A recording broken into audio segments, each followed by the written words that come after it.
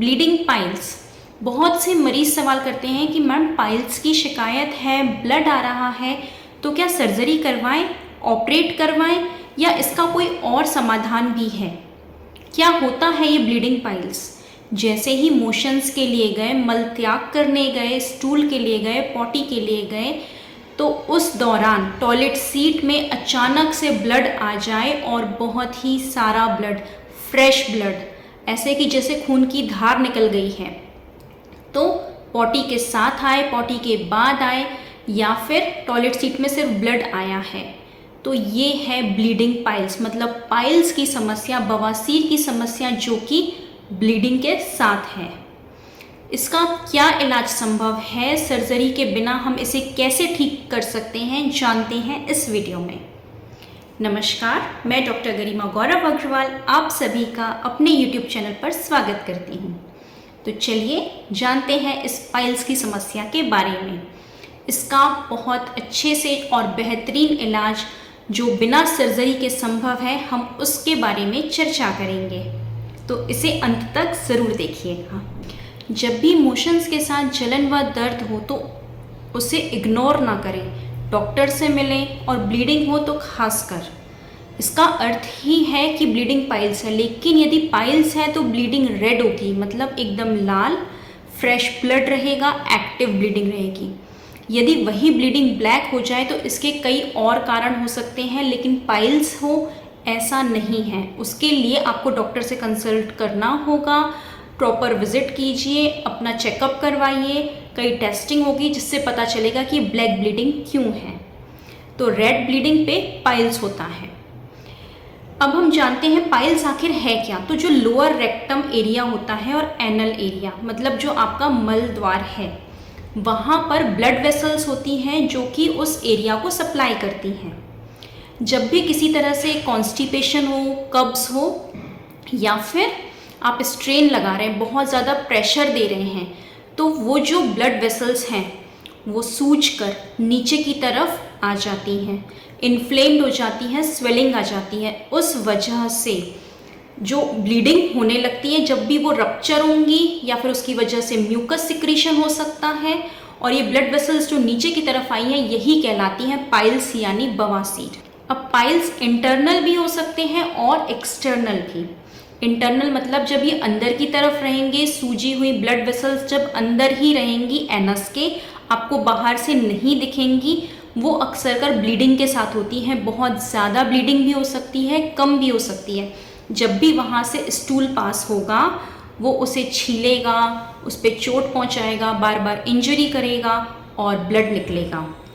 तो ये blood motions के साथ बाहर आता है। तो ये सिम्टम है इंटरनल पाइल्स के।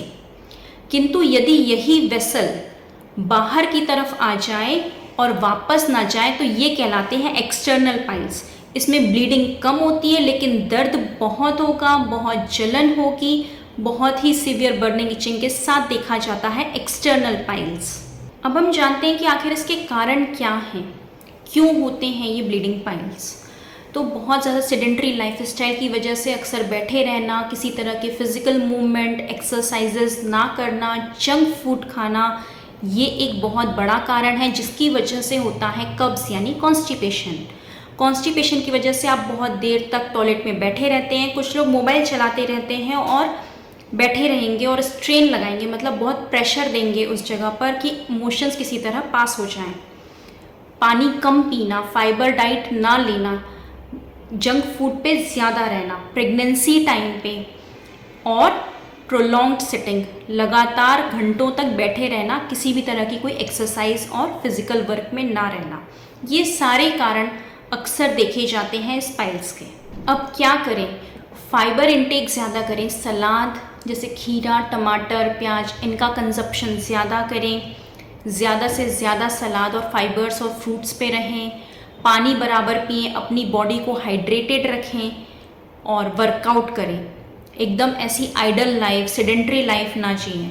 ऐसा नहीं कि खाना खाया बस सो गए, दिन में भी रात में भी मैक्सिमम टाइम आराम करते रहे या बैठे बैठे काम किया, तो ऐसा ना करें। आप एक्सरसाइज और योगा पे भी ध्यान दें और अपनी लाइफ स्टाइल को प्रॉपर बैलेंस्ड रखें। इस तरह से आप इसका मैनेजमेंट कर सकते हैं। इसका इलाज स्वयं ना करें कि आपने दवा सुनी, जानी और खा ली, या डायरेक्ट ऑपरेशन या सर्जरी के लिए चले गए। बेटर है आप पहले किसी से कंसल्ट करें, क्योंकि ये डिफरेंशियल डायग्नोसिस में, मतलब पाइल्स भी हो सकता है, रेक्टल प्रोलैप्स भी हो सकता है, कोई मांस का टुकड़ा यदि बाहर है तो रेक्टल प्रोलैप्स भी हो सकता है, और 3rd डिग्री पाइल्स में भी मांस जो है वो बाहर आता है।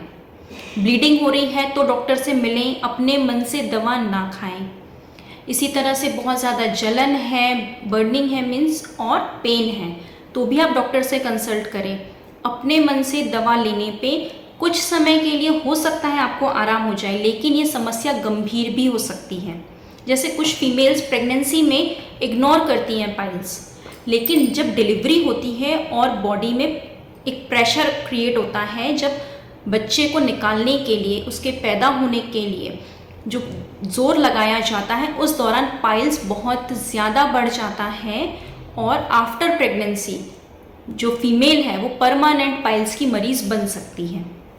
इसीलिए अपनी बीमारी को गंभीरता से लें और डॉक्टर से कंसल्ट अवश्य करें। आप इसके लिए ऑनलाइन कंसल्ट भी कर सकते हैं हमसे, दुनिया के किसी भी कोने से, और चाहें तो आप हमसे पर्सनली मिल सकते हैं। मथुरा में हमारी क्लिनिक है।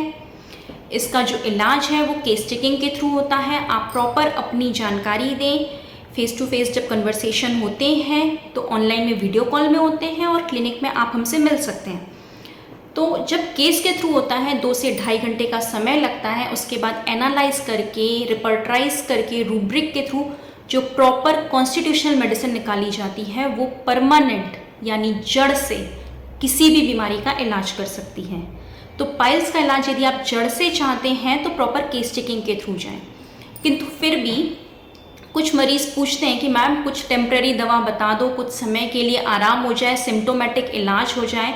तो हम बात करते हैं अब कुछ ऐसी सिम्टोमेटिक होम्योपैथिक दवाओं की जो कि इस पाइल्स को कुछ हद तक आराम देने के लिए मददगार रहेंगी। तो सबसे पहली दवा है एसिडम नाइट्रिकम। ये एक ऐसी दवा है जो पाइल्स में सबसे पहली दवा के रूप में जानी जाती है। इसमें जो दर्द होगा बहुत तीखा सा दर्द होगा, जैसे कुछ चुभ रहा है, कांच के जो टुकड़े हैं वो चुभ रहे हैं, ब्लीडिंग के साथ होगा, और मोशंस के बाद भी काफ़ी देर तक दर्द बना रहता है। ब्लीडिंग बिल्कुल रेड होगी, एकदम ब्राइट रेड, फ्रेश ब्लड निकलेगा। तो इन कंडीशंस में एसिडम नाइट्रिकम के रिजल्ट्स अच्छे हैं। किंतु यदि ब्लीडिंग ज़्यादा है, बिल्कुल वेन्स एनगॉर्ज्ड हैं, बिल्कुल भरी हुई हैं, और जब भी मोशन के लिए जाओ ब्लीडिंग होती है और बहुत ज़्यादा ब्लीडिंग हो जाती है, तो हेमामिलस के रिज़ल्ट अच्छे हैं। इसी तरह मिलीफोलियम भी बहुत ज़्यादा ब्लीडिंग के केसेस में काम करती है। फेरम फॉस है, काली म्यूर है, ये स्वेलिंग को कम भी करेगी, उन जो वेन्स की जो स्वेलिंग है उसे कम करेगी, साथ ही साथ डिस्चार्ज कम करेगी, म्यूकस कम करेगी, पाइल्स की कंडीशन को कम करेगी, और आपके दर्द और जलन को भी कम करती हैं। अब यदि सेडेंट्री लाइफस्टाइल यानी अक्सर कर बैठे रहने की वजह से ये पाइल्स जनरेट हुआ है, बहुत ज़्यादा अल्कोहल लेते हैं, जंक फूड पे डिपेंड है, रात रात भर जागना, सोने का कोई रूटीन नहीं, खाने का कोई रूटीन नहीं, बहुत ज़्यादा जंक फूड और अल्कोहल पे रहना, एक्सरसाइज नहीं करना, और उस वजह से यदि पाइल्स की प्रॉब्लम आ रही है तो नक्स वोमिका के रिजल्ट अच्छे हैं। वहीं बहुत ज़्यादा ईचिंग हो जाए आपको और जलन के साथ पाइल्स हैं बट ब्लीडिंग नहीं है तो सल्फ़र बहुत अच्छा काम करती है।